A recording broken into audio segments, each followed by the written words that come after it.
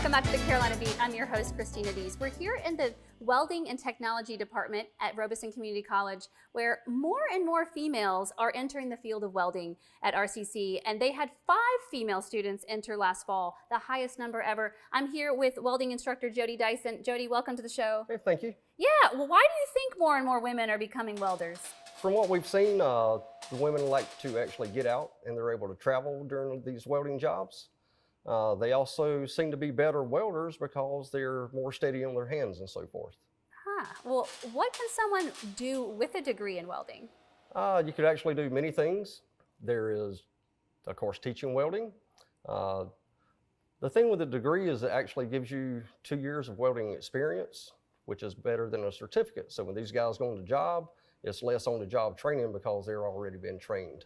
Yeah, and welding is such a good career field. How much do graduates make starting out? Normally they will start out somewhere about $25 to $30 an hour, which in turn should put them around 44 to 60 some thousand a year. Yeah, and so what's the job outlook? Is it always going to be in demand? It's always going to be in demand, even though robotics is trying to chase it out. So one thing about it is the robotics cannot get into all those positions. Another thing, according to the United States Bureau of Labor Statistics, guarantee that there's going to be an 8% growth between 2020 and 2030 in the welding field as more people are leaving their jobs to pursue welding as a better job.